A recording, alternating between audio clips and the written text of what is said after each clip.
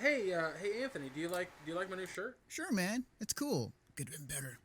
What was that? I said it could have been better. You want to fight about Yeah, I do. Let's go, chump. Hold on a second. it? We don't need to fight. We don't.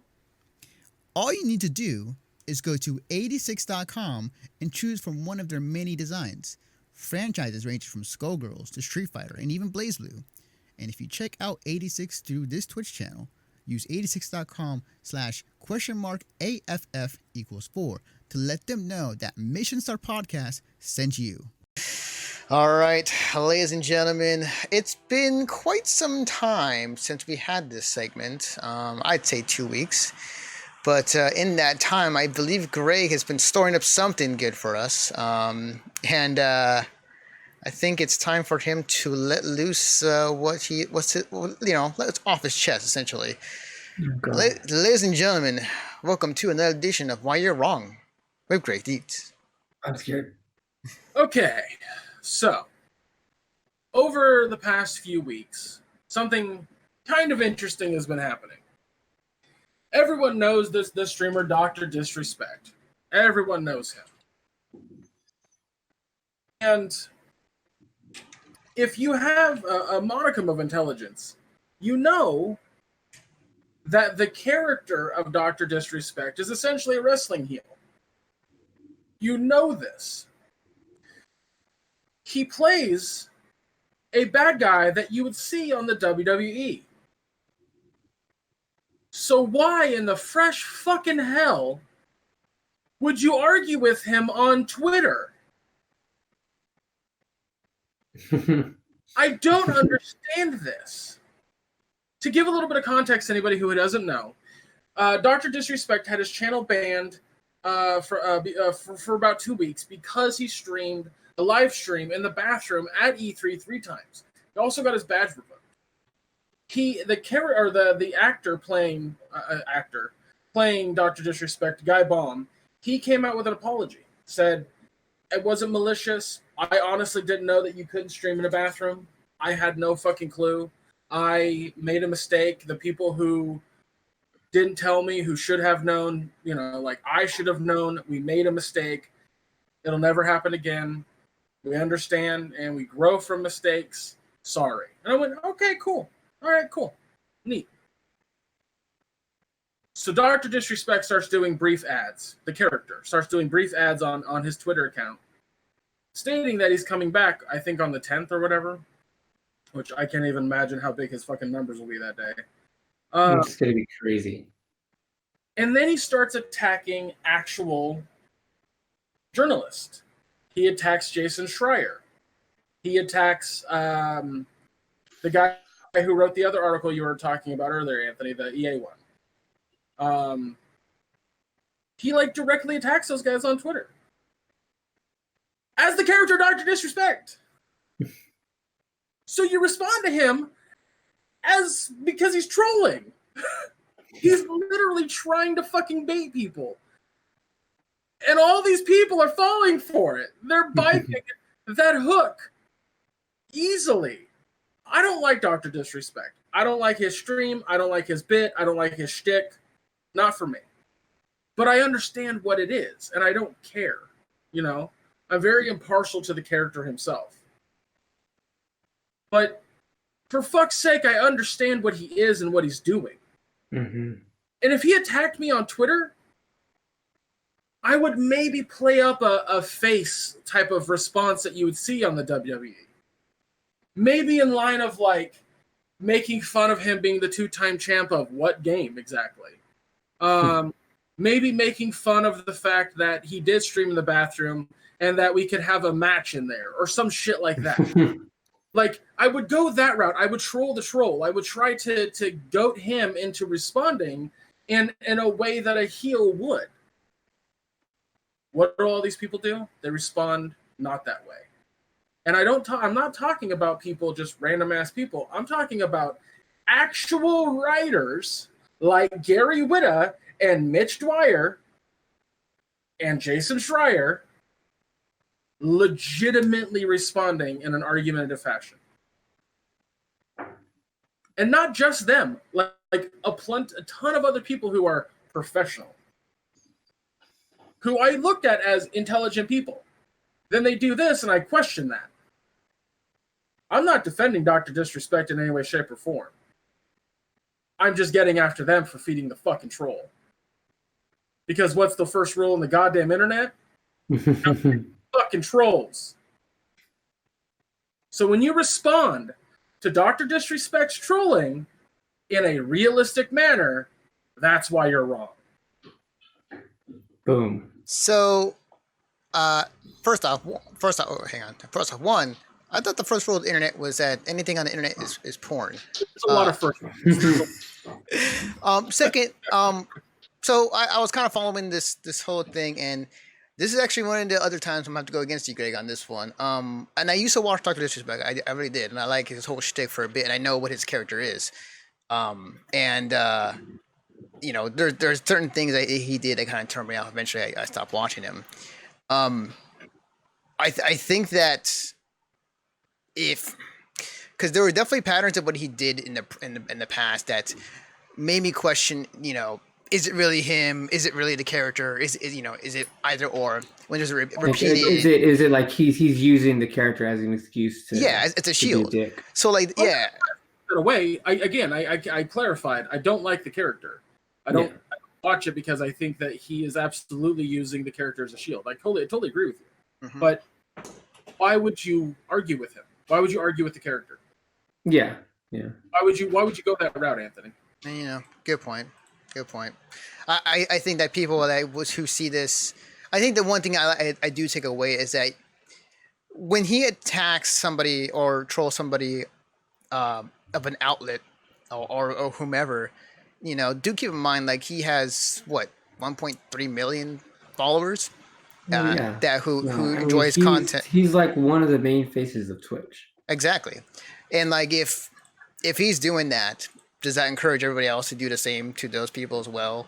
Like, not to say he's a bully. I mean, he may be acting as a character, but like, do his fans know that, and do they like enact the same thing? But here's the whole thing about him. Like, this, it isn't the first time that he's done this. It's what he does. It's his character. It's his stick. The only reason why that there's so much attention on it is because of this recent thing that happened. You know, I mean, it was pretty big news that he got banned from Twitch. Like, the face of Twitch being banned for 2 weeks, it's a huge thing. So that's why that's why you have all these people who've never watched his stream or aren't familiar with it coming in and they're getting these responses from him. Just like, oh well, shit. Like, okay, like they don't understand it because they're not taking the time to research it. They're not taking time. They haven't been there. His people know what it is. Smart people know what the fuck it is. But these guys, you know, they're looking at it as just like, okay, he just got through this whole controversy. Hey, Ramen, you want to see my reaction when I'm scrolling down Twitter and I see something that he wrote? I go, huh. Yeah. No, I'm just like, I do the same shit. Like, I have him on Twitter. So some of the shit he says to people is fucking hilarious. But like I actually like him. Like, the way he was presenting the character at E3 was actually genuinely kind of funny as a heel. Like, somebody'd come up and be like, "Oh, Doctor sent me a picture," and he'd be like, "Not with that shirt on." That's such a fucking heel move. I don't know what. Yeah, you know, I mean, that's his stick, and it's funny, and people love it. I find it to be obnoxious for fucking 8-9 hours at a time. It's in brief little like moments like you would see via wrestling. You know, I love heels in wrestling. I think that heels are a fun character to play. Playing the antagonizing bad guy is super fucking fun. How people don't realize that's what he's doing, I don't get. I just don't understand. Yeah, but just like I said, because you got a lot more eyes on him, and they're not familiar with it just because of him being in the news like last week, and they've probably never really paid attention to him, and now they're paying attention to him, and they don't like it, and that's on them. Well, what's really funny is that one of the guys that responded and kind of was like, I don't wear whatever. The Twitter account is literally called Richard Tater, Dictator, if you get it. Yeah. Dick. Yeah. And he was making fun of the account was doing a small like satire towards Piers Morgan. one of the girls who is on the U.S. soccer team. I think it was a U.S. soccer team or UK soccer team, one of the two. She scored a goal and then pretended to smoke like she did this. Mm-hmm. And Pierce Morgan was like, "This is bullshit. It's a fucking travesty, blah, whatever." So the account Dictator makes a joke about, like, he's like, "I can't believe she did this. She has no common courtesy for people who are addicted to marijuana." Clearly a joke, because A, it's on an account called Dictator. B, you can't be addicted to marijuana. There's no fucking cases of that ever. And of course, Mitch Dwyer, who wrote Battlefront 2 and other fucking things, like, responds seriously. And I just was like, how the fuck? And so I was just seeing that over the weekend, just like certain troll accounts, and I use Dr. Disrespect as an example because ultimately my why you're wrong is feeding the trolls. Why I have to say that in 2019 is fucking beyond me, but you should have some fucking common knowledge of how trolls try to goat you into responding. It's pretty fucking easy, and you should have more of a conscious mind to go, "Oh, they're probably trying to get me to say something." Yeah, it's like they're trying to push my buttons. Yeah, you know.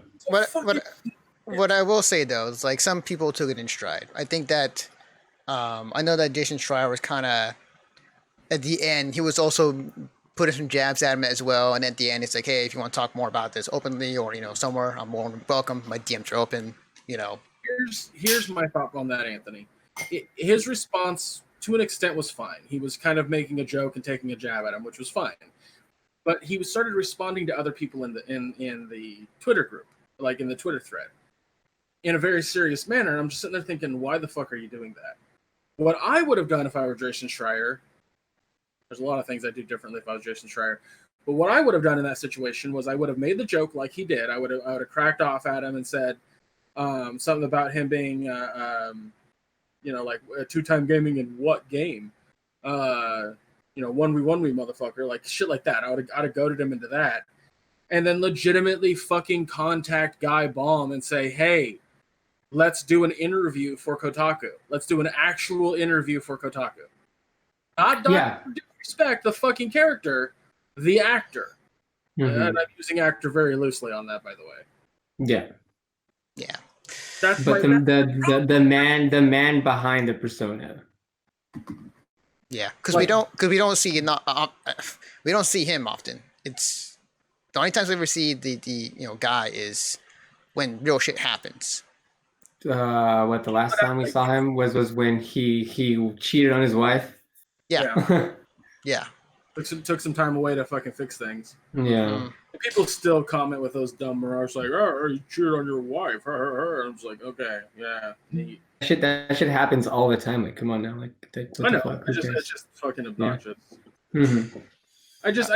My point is you should, if you're on the internet as often as we are, as often as I am, you should be able to tell the difference between a troll and not a troll. You should be able to tell the difference between somebody trying to get you to fucking respond because they're trying to instigate you versus somebody legitimately having a complaint. Yeah, see, the thing about that is, like, you should know that, right? The thing about it is that, like, 95% of the world is on the internet, and 90% of the world is stupid, borderline retarded. So yeah, like, it's too much to ask for. It's obnoxious, man, and that's just it. Like, if you're listening to this podcast and you're arguing with people who are intentionally trying to troll you, you deserve every piece of frustration you get from them, because you're biting that hook. Yeah, you're taking the bait, and you're going to be miserable for it. Straight up. Yeah. At the end of the day,